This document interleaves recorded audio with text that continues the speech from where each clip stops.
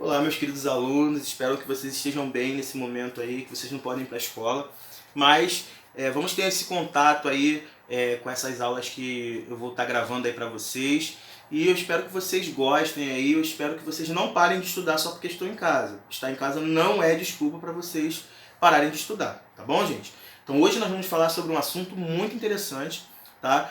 Vamos falar sobre um assunto chamado o solo e a sua formação, e nós vamos ver qual a importância desse solo para o nosso meio ambiente, para a nossa vida, porque nós sabemos que o solo ele é muito importante para o nosso dia a dia.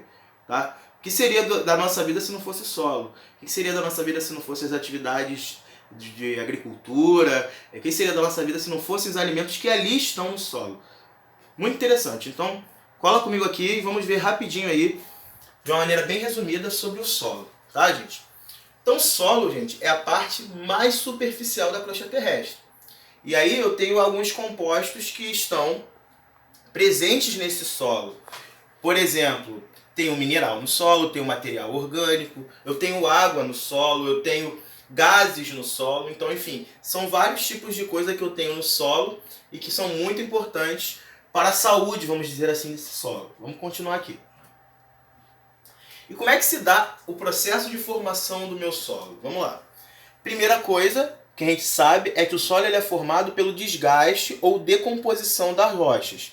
Então, a rocha ela vai se decompor por um processo chamado intemperismo, coisa que eu já expliquei quando a gente for falar lá das rochas sedimentares. Lembra da última aula?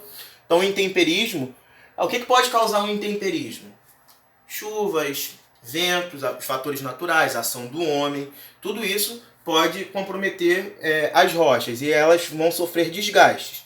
E aí, esses fragmentos vão se unindo, né? E aí originam-se os componentes minerais. Da onde surgem esses componentes minerais? Lembra na última aula que eu falei para vocês que rocha é um conjunto de minerais? É exatamente isso. Então os minerais eles vêm daqui das rochas. Então eu tenho os componentes minerais e aí o material orgânico. O que é o material orgânico? É o humus, tá, gente? E esse material orgânico, ele é responsável pela fertilidade desse solo. Então, quanto mais material orgânico, mais fértil. Quanto menos material orgânico, menos fértil é o meu solo. E aí, por fim, eu tenho a formação desse solo. Certinho, gente? Muito tranquilo de entender. Cada passo da formação do solo. E aí, como eu falei de material orgânico, eu vou colocar para vocês como um gráfico aqui, né, com os componentes de um solo fértil. E aí vamos lá. A maior parte desses componentes aqui eu tenho os minerais, que tem de 45% a 46%, tá, gente? Então a quantidade de minerais é de 45% a 46%. Aproximadamente 25% de água, aproximadamente 25% de ar, e aproximadamente de 4 a 5% de matéria orgânica, tá, gente? Então aqui eu tenho um gráfico demonstrando quais são os componentes de um solo fértil.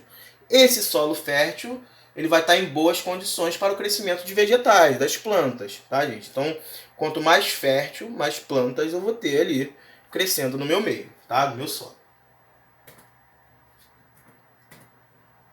E aí nós temos os componentes desse solo.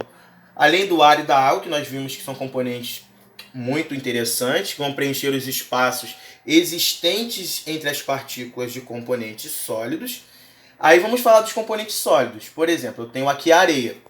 A areia ela é relativamente formada por grãos que são um pouco maiores do que os outros solos. Então isso leva a crer que se eu tenho areia ali naquele solo e os grãos são maiores, vai ter mais espaços entre um grão e outro. Então, esse espaço vai permitir com que a água e o ar eles passem com facilidade. Então, por isso eu digo que, vamos colocar assim, que um solo que contém muita areia, ele é um solo permeável. Mas a gente vai falar um pouquinho mais sobre isso daqui a pouco, tá, gente? Então, componente areia. Eu tenho como componente também a argila, né? Pode ser um componente do solo. E aí, relativamente, ele é um grãozinho um pouco menor do que a areia, tá, gente? Que pode ser formado por diversos minerais, como, por exemplo, pode se originar com a alteração do feldespato e de outros minerais que compõem certos tipos de rochas que nós já estudamos lá na nossa aula passada. E o humo, que é aquele responsável pela matéria orgânica. Então ele é formado pela decomposição dessa matéria orgânica, né? E aí eu tenho lá restos de vegetais, restos de animais, enfim, mortos, que vão ser decompostos e colocados ali naquele solo. E aí quanto mais humo, quanto mais matéria orgânica, mais fértil é o meu solo. Tipos de solo, pessoal. O solo arenoso. O solo arenoso é aquele que vai ser muito permeável. Por quê? A água vai passar por ele com muita facilidade, devido aos grãos serem mais grossos.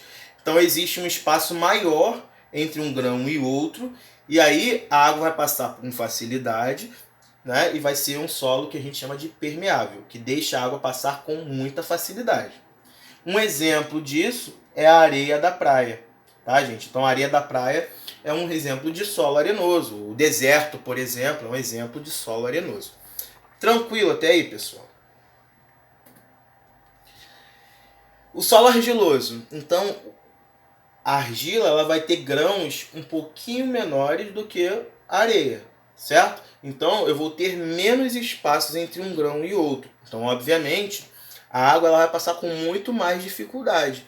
Então eu vou dizer que esse solo argiloso ele é pouco permeável. A água passa com dificuldade, diferente do solo arenoso em que a água passa com facilidade. Então lá vai uma dicasinha aí para vocês. Se eu perguntar na prova a diferença de um solo permeável para um solo não permeável, solo permeável é aquele que deixa a água passar com facilidade, devido ao tamanho dos grãos e devido à água passar com facilidade, a água e o ar. Agora, quando eu falo de solo argiloso, eu falo de solo impermeável ou pouco permeável, ou seja, a água vai passar com grande dificuldade. Então, já sabem responder a diferença de um solo permeável para um solo impermeável. Tranquilo até aí, gente? E o solo umífero é aquele que vai ter bastante matéria orgânica, devido à decomposição de restos de animais, restos de vegetais, folhas, galhos, frutas, detritos vegetais ou produtos de origem animal que estão ali no solo vão se decompor e vão fazer com que o solo ele fique bem fértil. Então, quanto mais matéria orgânica eu tenho no solo, mais fértil ele é, certo, gente? E o humo, ele é arejado, ou seja, ele é fofo e também ele é permeável. Aí a água ele vai ter que passar com facilidade, né? Tudo isso para que os vegetais eles também possam se aproveitar dessa água, desses sais minerais que estão ali presentes nesse solo. Então, quanto mais umífero, quanto mais humo eu tenho no solo, mais fértil ele é, mais facilita o crescimento de plantas, vegetais, etc. Então, pessoal, e quando a gente fala de cuidados com o solo, por exemplo, o cuidado com o solo você tem que ter cuidado com ele, por quê? Não pode desmatar, não pode fazer queimadas, porque isso prejudica a fertilidade desse solo. Então as atividades do homem são muito importantes para preservar o solo. O que acontece é que muitas atividades, como queimadas, desmatamento e etc., prejudicam essa fertilidade, tá, gente? E aí nós temos a obrigação e o compromisso, por exemplo, de preservar o solo. Como, por exemplo, não tacar lixo, não poluir. Existem várias doenças provenientes da poluição do solo que podem prejudicar a nossa vida. E o solo ele é muito importante porque, como nós vimos aqui, nós vimos que tem crescimento de vegetais, então você pode se alimentar. Ele é muito importante, então, para a nossa alimentação.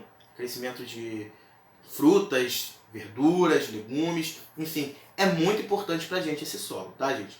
Então, espero que vocês tenham gostado aí dessa aula que eu dei para vocês aí. Assistam, reassistam, assistam novamente e vejam aí os exercícios também, tá, gente? Então, muito obrigado aí pela atenção de vocês. Espero que vocês estejam bem aí e não é desculpa, esse período que você está em casa não é desculpa para você não estudar. Então, vamos estudar. Até um próximo vídeo, até uma próxima. Fiquem com Deus.